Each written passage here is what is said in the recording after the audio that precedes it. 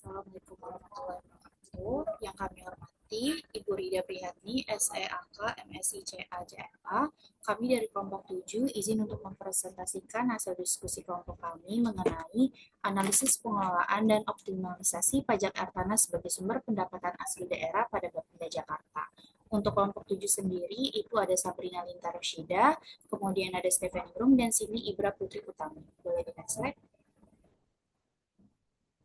Baik, untuk pemaparan materi yang pertama akan dipaparkan oleh rekan saya. Baik, materi yang pertama yaitu regulasi dan ketentuan pemungutan pajak air tanah. Boleh slide selanjutnya?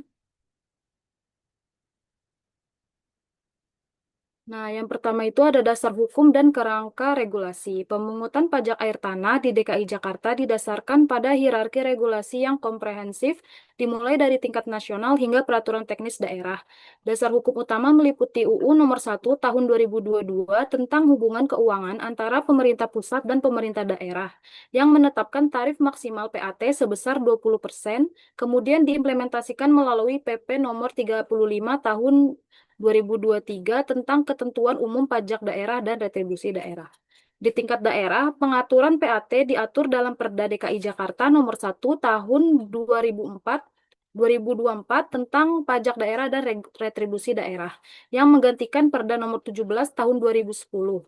Implementasi teknis diatur melalui Pergub Nomor 94 Tahun 2021 tentang nilai perolehan air tanah sebagai dasar pengenaan pajak air tanah dan Pergub Nomor 38 Tahun 2017 tentang pemungutan pajak air tanah. Yang selanjutnya definisi dan objek pajak. Pajak air tanah adalah pajak atas pengambilan dan atau pemanfaatan air tanah dengan definisi air tanah sebagai air yang terdapat di dalam lapisan tanah atau batuan di bawah permukaan tanah. Objek PAT mencakup setiap kegiatan pengambilan dan atau pemanfaatan air tanah, termasuk aktivitas dewatering, yaitu kegiatan pengontrolan air untuk mengeringkan areal penggalian. Pengecualian objek pajak, terdapat beberapa aktivitas yang dikecualikan dari objek PAT. Yang pertama, keperluan dasar rumah tangga, lalu yang kedua, pengairan pertanian rakyat, yang ketiga, perikanan rakyat, yang keempat, peternakan rakyat, yang kelima, keperluan keagamaan, yang keenam, keperluan pemadaman kebakaran, lalu yang ketujuh, keperluan pemerintah, pemerintah Provinsi DKI Jakarta, dan pemerintah daerah lainnya. Yang berikutnya, subjek dan wajib pajak. Subjek PAT adalah orang pribadi atau badan yang melakukan pengambilan dan atau pemanfaatan air tanah. Wajib PAT adalah orang pribadi atau badan yang melakukan pengambilan dan atau pemanfaatan air tanah dan berkewajiban membayar pajak. Lalu yang berikutnya, tarif dan dasar pengenaan pajak. Tarif PAT di DKI Jakarta ditetapkan sebesar 20% dari nilai perolehan air tanah. Tarif ini merupakan tarif maksimal yang diizinkan berdasarkan UU HKPD. Dasar pengenaan pajak, yang pertama dasar pengenaan PAT merupakan nilai perolehan air tanah. Yang kedua, nilai perolehan air tanah merupakan hasil perkalian antara harga air baku dengan bobot air tanah. Harga air baku ditetapkan berdasarkan biaya pemeliharaan dan pengendalian sumber daya air tanah. Bobot air tanah dinyatakan dalam koefisien yang didasarkan atas faktor berikut: jenis sumber air, lokasi sumber air, tujuan pengambilan dan atau pemanfaatan air, volume air yang diambil dan atau dimanfaatkan, lalu kualitas air, tingkat kerusakan lingkungan yang diakibatkan oleh pengambilan dan atau pemanfaatan air. Ketentuan lebih lanjut mengenai penetapan nilai perolehan air tanah diatur dengan peraturan gubernur yang berpedoman pada peraturan ditetapkan oleh menteri yang menyelenggarakan urusan pemerintahan di bidang energi dan sumber daya mineral. Dasar pengenaan PAT adalah nilai perolehan air tanah atau NPA yang dihitung berdasarkan hasil perkalian antara harga air baku dengan bobot air tanah. Komponen perhitungannya meliputi harga air baku atau HAB ditetapkan sebesar 14.583 per meter kubik berdasarkan Pergub nomor 94 tahun 2021. Lalu faktor nilai air atau FNA, bobot nilai yang ditentukan berdasarkan komponen sumber daya alam dan peruntukan pengelolaan. Formula perhitungannya, eh, pajak air tanah sama dengan 20% dikali volume pengambilan dikali HAB dikali FNA. FNA didapatkan dari 60% dikali nilai komponen sumber daya alam ditambah 40% dikali nilai komponen peruntukan dan pengelolaan. Boleh slide berikutnya. Lalu yang berikutnya sistem klasifikasi pengguna. Pergub nomor 94 tahun 2021 mengklasifikasikan pengguna air tanah dalam 5 kelompok berdasarkan jenis usaha dan volume penggunaan. Kelompok pertama usaha produk berupa air, yaitu yang pertama ada pemasok air baku, perusahaan air minum, industri air minum dalam kemasan, pabrik es kristal, pabrik minuman olahan.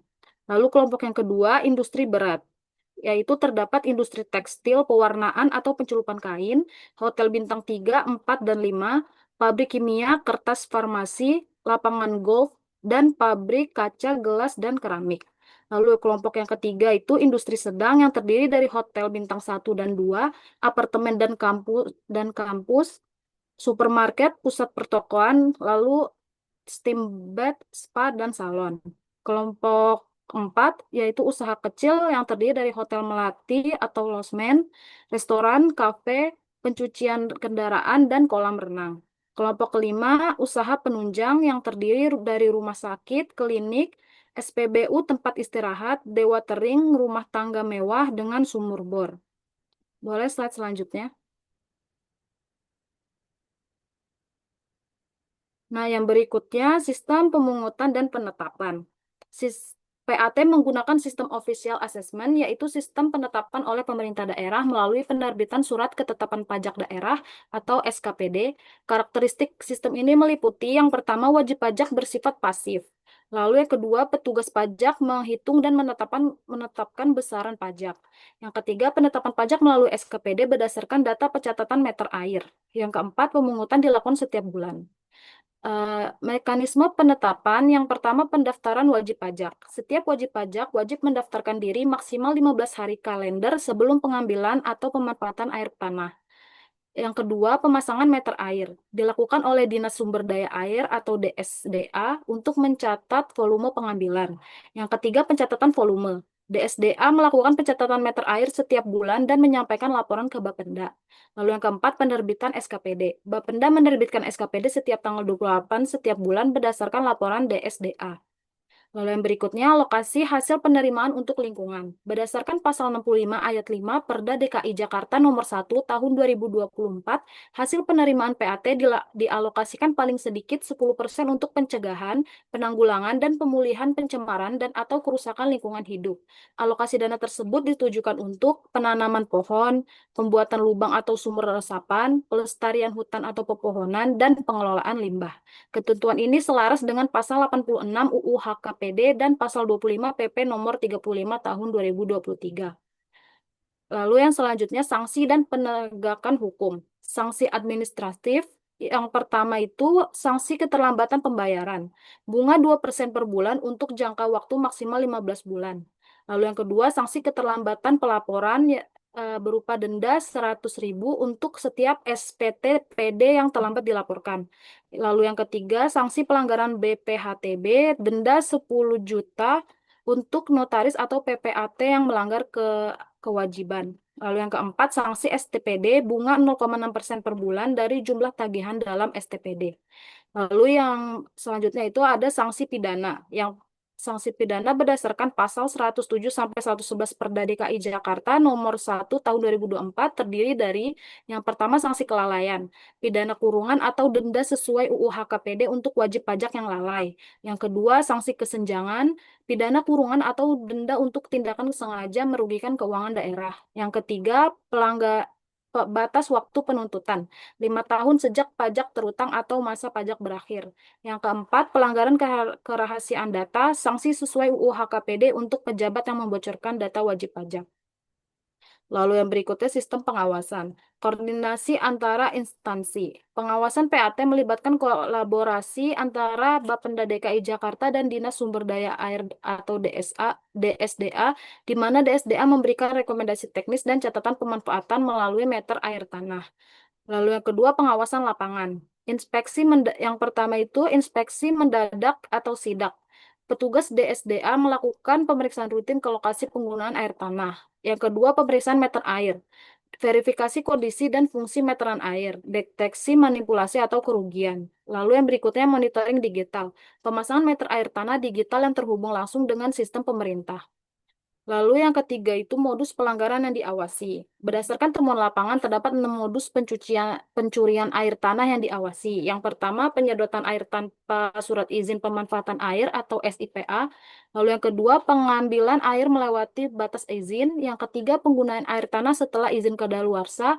Yang keempat memanipulasi dan memodifikasi meteran air. Yang kelima kolusi dengan petugas pencatat. Dan yang terakhir pembuatan saluran baru yang tidak melewati meteran. Lalu ada zona bebas air tanah. Berdasarkan Pergub nomor 93 tahun 2021, DKI Jakarta menerapkan zona bebas air tanah mulai 1 Agustus 2023 untuk bangunan dengan kriteria yang pertama, luas lantai 5.000 meter persegi atau lebih. Yang kedua, jumlah lantai 8 atau lebih.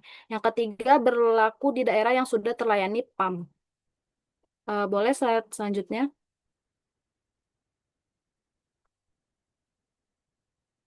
Materi yang selanjutnya akan dijelaskan oleh rekan saya.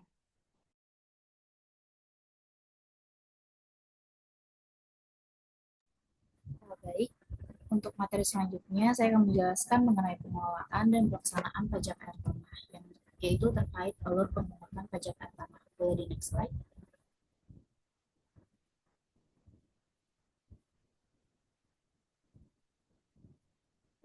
Baik, yang pertama itu terkait izin pemanfaatan air tanah. Ini diatur dalam Keputusan Menteri ESDM nomor 14 tahun 2024 terkait standar penyelenggaraan persetujuan penggunaan air tanah atau PAT. Izin ini ditargetkan untuk penggunaan air tanah sebesar 100.000 liter setiap bulannya. Ketentuan ini memiliki beberapa hal yang sangat penting. Yang pertama itu sebagai batasan administratif. Penggunaan air tanah dalam skala kecil seperti untuk digunakan dalam aktivitas rumah tangga, maka tidak perlu untuk mengurus izin. Namun untuk pemenuhan kebutuhan sehari-hari dengan penggunaan 100.000 liter per bulan dan untuk kegiatan usaha, maka diperlukannya permohonan penggunaan air tanah. Kemudian yang kedua itu ada pengendalian lingkungan. Dengan adanya pengendalian ini, maka nantinya dapat menghindari pemanfaatan air tanah yang dapat merusak lingkungan atau eksploitasi penggunaan air tanah. Kemudian yang ketiga, sebagai dasar pemungutan pajak. Dengan diberlakukannya ini, maka wajib untuk melakukan perizinan pemanfaatan air tanah. Maka nantinya pemerintah daerah akan memiliki data mengenai siapa-siapa saja yang menggunakan air tanah dalam jumlah yang besar. Sehingga nantinya dari data tersebut bisa menjadi dasar penetapan pajak air tanah atau PAT. Kemudian yang terakhir itu ada keadilan bagi masyarakat. Kegiatan rumah tangga, pertanian rakyat, dan kegiatan ibadah dikecualikan sehingga beban pajak dan juga kewajiban untuk perizinan itu lebih diarahkan kepada pengguna komersial yang memang mengambil manfaat ekonomi dari air tanah. Boleh di next slide. Baik, selanjutnya itu terkait pengukuran volume dan pajak air tanah. Untuk rumus dasar pengenaan pajak air tanah sendiri itu, rumus PAT itu ada 20% dikalikan dengan nilai perolehan air tanah. Nah, untuk mengetahui nilai perolehan air tanah itu bisa ada rumusnya yaitu volume pengambilan dikalikan dengan harga dasar air. Nah, untuk menentukan faktor nilai air atau FNA itu rumusnya itu 60% dikalikan dengan komponen dari sumber daya alam dan ditambah dengan 40% dikali nilai komponen peruntukan dan pengelolaan. Nah, kita bisa melihat di sini ada kalau FNA itu kan terdiri dari dua komponen, yaitu ada sumber daya alam dan juga peruntukan untuk pengelolaan air tanah. Kita bisa melihat di tabel sebelah kiri, yaitu tabel pertama, ini merupakan 60% dari rumus FNA. Kriteria komponen sumber daya alam itu bisa ditentukan dari dua faktor, yaitu dari kualitas air tanah dan juga ketersediaan sumber daya air alternatif.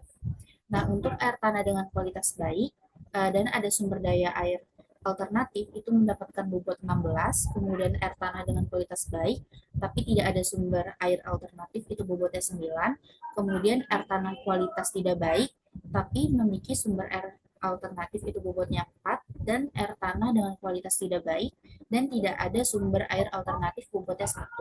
Nah, kemudian untuk tabel yang sebelah kanan ini merupakan komponen peruntukan dan pengelompokan. Ini merupakan 40% dari rumus FNA. Di sini kita bisa ketahui kalau sebelumnya kan sudah dijelaskan ya kalau kelompok pengguna air tanah itu kan ada 5 kelompok. Nah, untuk volume pengambilan air ini juga ada ada 5, yaitu 0 sampai 50, 51 sampai dengan 500, dan seterusnya. Dan kita bisa melihat di sini pembobotannya sesuai dengan kelompoknya.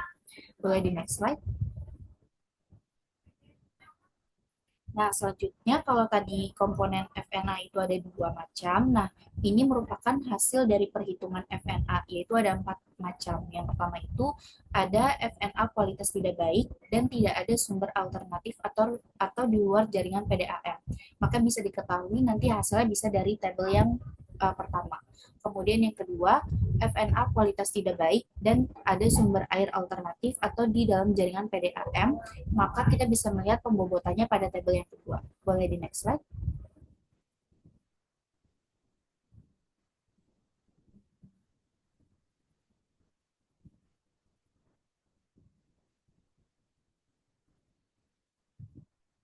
Oke, yang ketiga itu ada FNA kualitas baik dan tidak ada sumber air alternatif atau di luar jaringan PDAM, maka bisa menggunakan pembobotannya itu hasilnya dari tabel yang ketiga. Dan yang terakhir itu untuk FNA kualitas baik dan ada sumber air alternatif atau di dalam jaringan PDAM, maka uh, bisa kita gunakan tabel yang keempat sebagai hasil pembobotan dari FNA. Boleh di next slide. Oke, selanjutnya itu terkait contoh perhitungan pajak air tanah.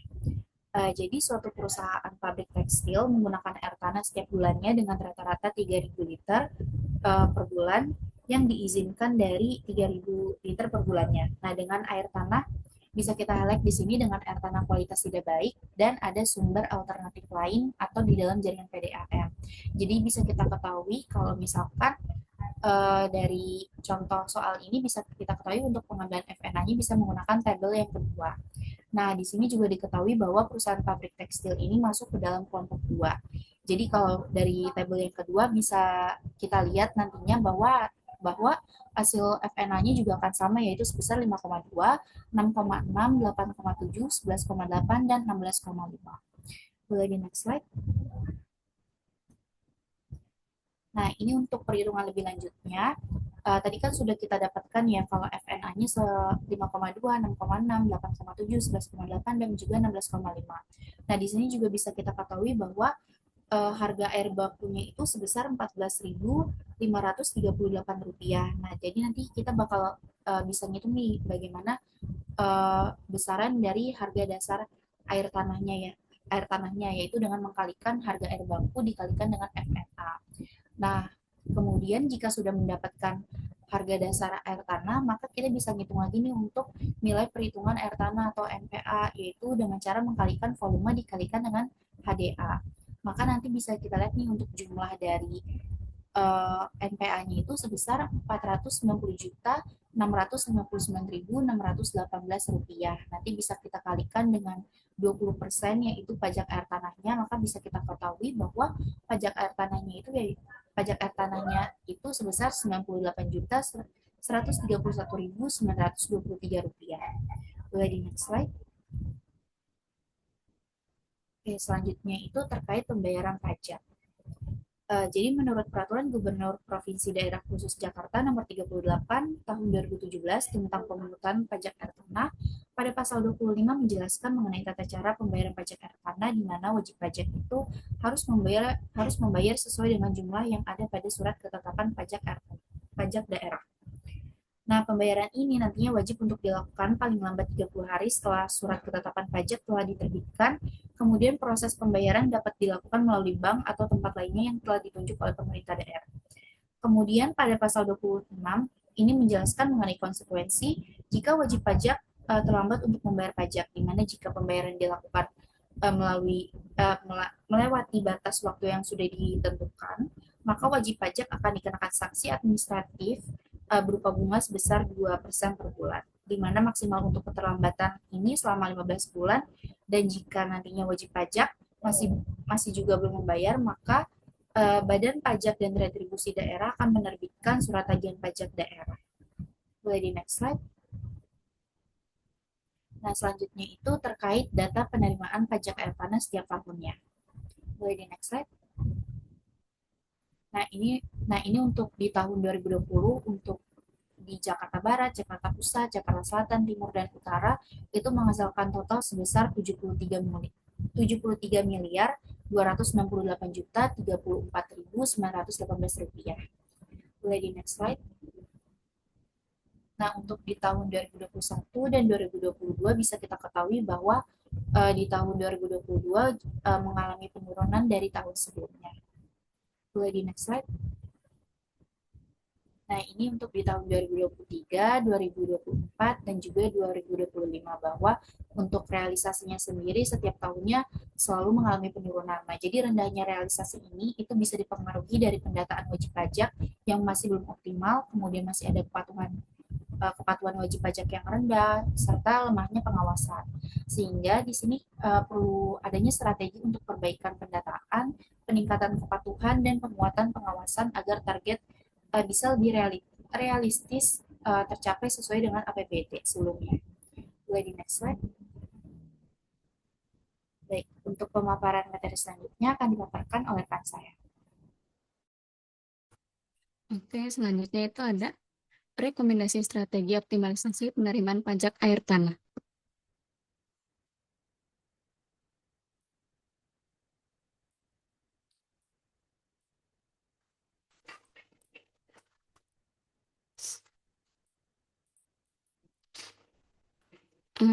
Pajak air tanah sendiri merupakan salah satu komponen penting dalam meningkatkan PAD Jakarta.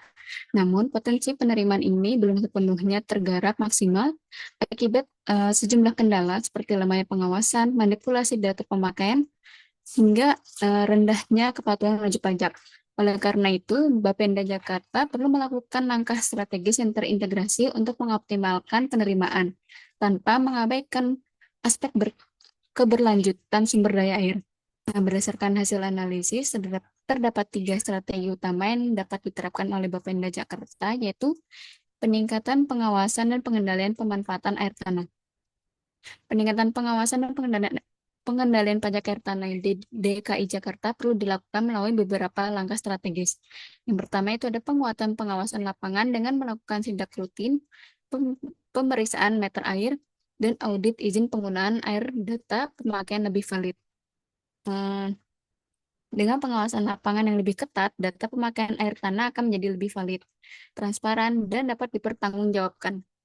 Pada akhirnya, strategi ini akan berdampak signifikan terhadap peningkatan penerimaan pajak air tanah, sekaligus memperkuat tata kelola sumber daya air di Jakarta. Lalu, yang kedua itu ada integrasi antar instansi seperti Bapenda, DSDA, Dinas Lingkungan Hidup, dan aparat hukum untuk memperkuat koordinasi pengelolaan pajak. Dan yang ketiga itu ada penegakan hukum yang tegas baik berupa sanksi administratif maupun pidana untuk menimbulkan efek jera dan meningkatkan kepatuhan wajib pajak. Dan terakhir yaitu ada penerapan zona bebas air tanah di wilayah yang terlayani PDAM guna mencegah eksploitasi berlebihan, menjaga kualitas tanah, serta membuat basis pemungutan pajak lebih jelas. Lalu yang kedua itu ada pemanfaatan teknologi dalam optimalisasi pajak air tanah. Pemanfaatan teknologi menjadi salah satu strategi penting yang terus dikembangkan oleh Bapenda DKI Jakarta dalam meningkatkan efektivitas pengelolaan pajak air tanah. Selama ini, sistem manual sering menimbulkan berbagai persoalan, mulai dari pencatatan volume pemakaian yang tidak akurat, keterlambatan pembayaran, hingga potensi kebocoran penerimaan akibat manipulasi data. Oleh karena itu, digitalisasi dan integrasi teknologi dipandang sebagai langkah krusial untuk mewujudkan tata kelola pajak yang transparan, akurat, dan efisien. Digitalisasi ini dilakukan melalui penerapan smart meter yang mencatat volume pengambilan air secara otomatis dan real-time, serta terhubung ke dashboard Bapenda. Didukung pula dengan aplikasi berbasis web sebagai tahap awal pencatatan digital. Nah, upaya ini diperkuat dengan pemanfaatan Geographic Information System atau GIS untuk memetakan lokasi sumur, mendeteksi sumur ilegal, mengidentifikasi penggunaan besar, serta memantau zona rawan eksploitasi. Integrasi ini Integrasi teknologi tersebut menjadikan pengelolaan PAT lebih transparan, akurat, efisien, dan berorientasi pada keberlanjutan lingkungan. Lalu yang ketiga itu ada edukasi wajib pajak untuk meningkatkan kepatuhan. Salah satu faktor penting dalam optimalisasi penerimaan pajak air tanah adalah tingkat kepatuhan wajib pajak. Banyak wajib pajak masih lalai atau bahkan sengaja menghindari kewajiban karena kurang memahami mekanisme perhitungan maupun pentingnya pajak tersebut. Oleh karena itu, Bapenda DKI Jakarta secara aktif memberikan edukasi publik melalui artikel dan sosialisasi digital.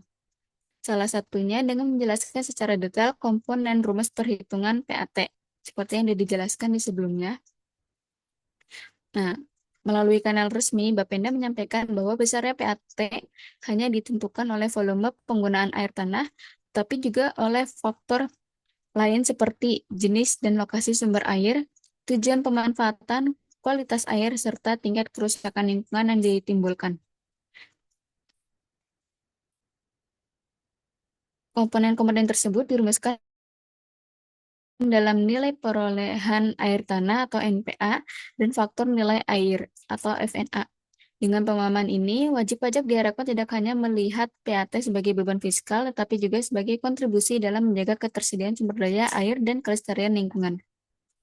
Selain sosialisasi perhitungan, edukasi juga perlu diperluas melalui seminar, penyuluhan, hingga kampanye publik mengenai dampak eksploitasi air tanah yang berlebihan, seperti penurunan muka tanah atau land subsidence.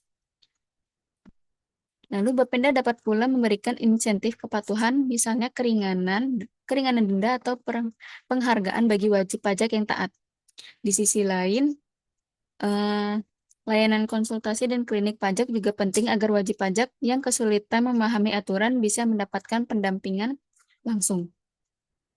Dengan strategi edukasi yang berkelanjutan dan berbasis informasi resmi, tingkat kepatuhan wajib pajak terhadap PAT di Jakarta diharapkan terus meningkat. Penerimaan daerah lebih optimal sekaligus menjaga keberlanjutan lingkungan hidup. Lalu, di sini ada kesimpulan. Pajak air tanah atau PAT di DKI Jakarta memiliki peran ganda sebagai sumber pendapatan asli daerah, sekaligus instrumen pengendalian pemanfaatan sumber daya air agar tetap berkelanjutan. Namun, realisasi penerimaannya masih menghadapi kendala berupa lemahnya pengawasan, keterbatasan pendataan, rendahnya kepatuhan wajib pajak, serta potensi manipulasi dalam pencatatan. Oleh karena itu, optimalisasi PAT memerlukan strategi yang terintegrasi, yaitu peningkatan pengawasan dan penegakan hukum, pemanfaatan teknologi seperti smart meter dan JIS untuk menjamin transparansi dan akurasi, serta edukasi berkelanjutan kepada wajib pajak agar memahami pentingnya PAT tidak hanya sebagai kewajiban fiskal, tapi juga sebagai kontribusi menjaga lingkungan. Dengan langkah-langkah tersebut, penerimaan daerah dapat lebih optimal sekaligus mendukung keberlanjutan sumber daya air di Jakarta.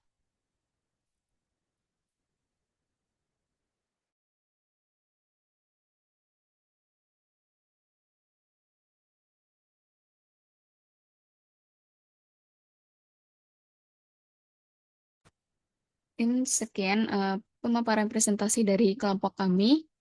Kurang lebihnya mohon maaf. Wassalamualaikum warahmatullahi wabarakatuh.